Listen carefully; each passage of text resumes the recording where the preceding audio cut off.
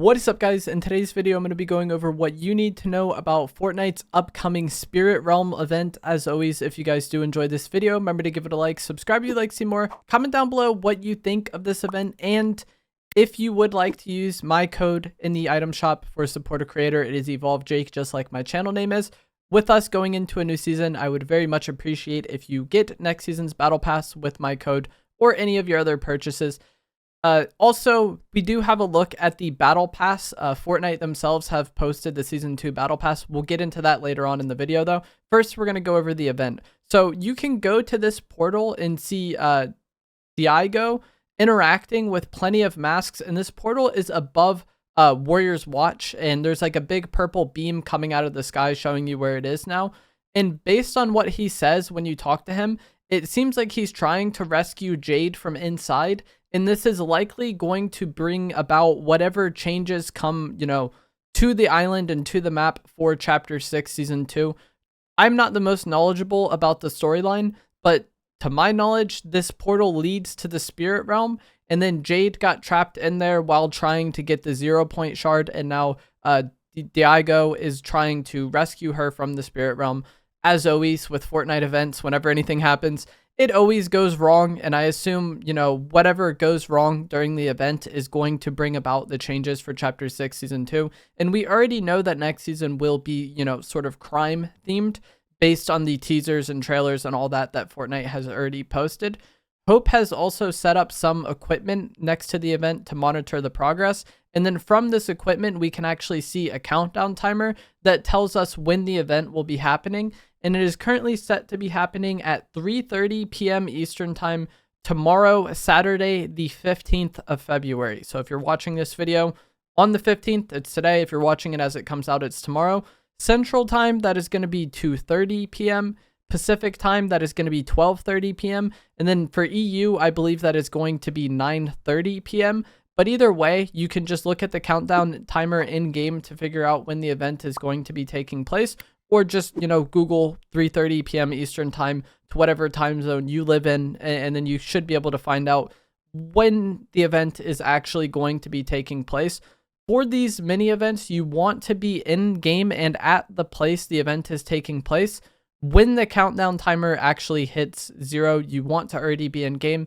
With a lot of these events, I've seen people, struggle where they try to ready up at exactly the time the event is going to start, and then they end up missing it, or they end up being, on the pregame lobby while the event is actually taking place. So you actually want to be in-game and at the location when the timer hits 0. You also need to try to be careful to not get eliminated during the event, which is always a struggle. And if you do get eliminated, you may need to end up watching it from somebody else's perspective. Sometimes Fortnite does disable fighting for these events, but that's not always the case. And, sometimes for these events, you'll get in a lobby where everyone's just kind of chill and they watch together, and that's great. But again, that is not always the case, and sometimes people grief. You could try to watch it and maybe Team Rumble instead, so you have a chance at respawning.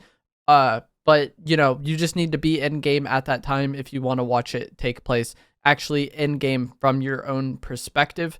And then, as I said, I assume the portal is going to open up and something is going to come out, and then that is going to set in stone set in motion whatever changes are going to be taking place in Season 2.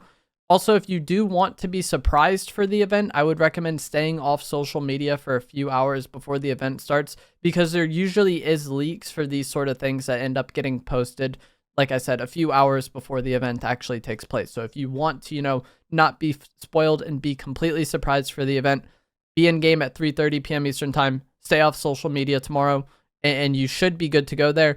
For these mini events, I feel like there's always a lot of frustration from players that have very, very high expectations, similar to what we had with some of like the chapter ending events, like the big, I don't even remember what it was called, but the one at the end of Chapter 2 that flipped the island over might have just been called The End. I think the Chapter 1 one was called The End. I don't know why I'm blanking on this, but either way, people have ridiculously high expectations like that.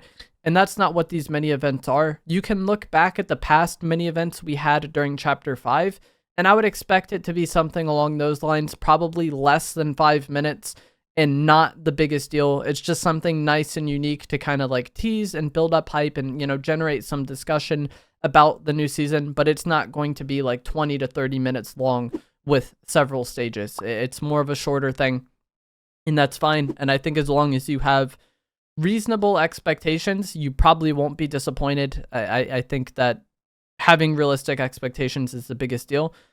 We also got the battle pass, and that's now what I'm going to talk about. I'll have it on screen now, but Fortnite themselves has posted the battle pass. This is not a random leak or, you know, speculation. This is from Fortnite themselves. And you see here we have several skins. Personally, my favorite is going to be the lady in between Midas and the pickle that has red pants. But we also have some sort of fox or animal. We have the Big Dill Pickle skin. We have a new version of Midas.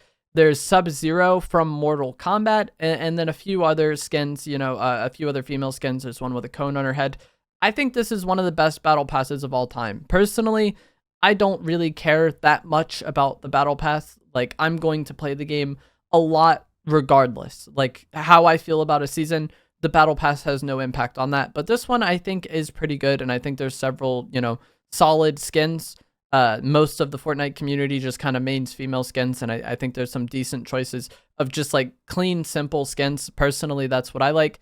Midas is a fan favorite character. I'm sure the pickle will be a meme skin that a lot of people like, but overall, I think this is one of the better battle passes of all time. Let me know what you think. I think it's definitely top 5, maybe even top 3. I would have to, you know, think more about it, but I think this one is pretty solid, and this is a look at the skins. Also, because we've gotten Sub-Zero, I've seen a lot of people saying they want Scorpion or more Mortal Kombat characters. That likely will happen. If you've been playing Fortnite for a while, a lot of times they'll have a collab in the battle pass and then have other skins from that, you know, franchise that end up coming to the game as item shop skins. So one example of this that we had recently in Chapter 5 Season 2 is going to be Korra. She was a part of the battle pass for that season. And then the other avatar characters like Aang and Toph, and I don't remember the other one, but the other characters ended up coming to the shop during that time or being a part of the mini pass. So I would not be surprised at all if we end up getting other Mortal Kombat characters coming to the game during this season as well. And then Sub-Zero just ends up being the battle pass one. And because of the change that we got towards the end of last year, these skins will eventually come to the item shop. I believe after 18 months or something like that, there's potential for them to return to the shop. So even if you are a huge Mortal Kombat fan, easiest for you to get it from the past, but if you do miss out, you can end up getting it later on. And then one other random leak that we got recently is going to be that the business turret will be returning in Season 2. I'm sure for many of you, this is very disappointing. Kind of makes sense. It was in the last heist season of Chapter 4, Season 4. But this is a turret that you throw down and then it shoots people for you. I think it was in Chapter 5, Season 1 as well. So it's been in the game within the past year or so. I'm not a fan of it. It's kind of lame, but it's also not the biggest deal to me. I never really had as much of a problem dealing with this as other people. And personally, I found it to be way less annoying than the backpack auto turret we had during the Marvel season. So at least it's not that, I guess. But that is going to be it for this video. Let me know what you guys think of the event, what your expectations are, what you think of the Season 2 Battle Pass. And as always, if you do enjoy this video, remember to give it a like, subscribe if you'd like to see more. Use code EvolveJake in the item shop if you enjoy my videos and would like to support me, and I will see you guys in the next one. Thanks for watching. I'm just done. They won't fight each other.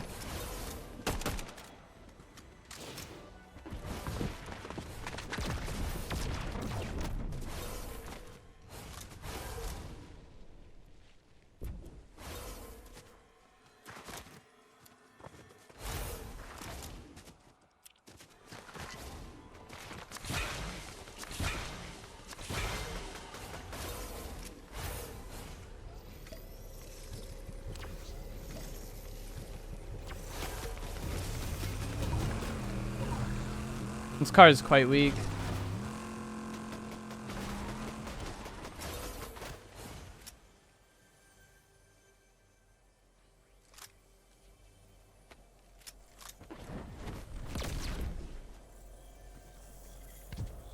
I think one's in that bush next to me.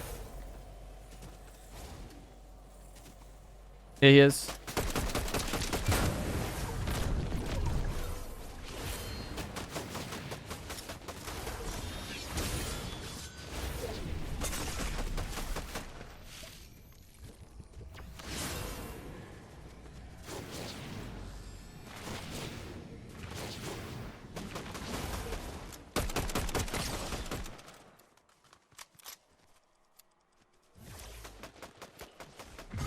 Finally, bro.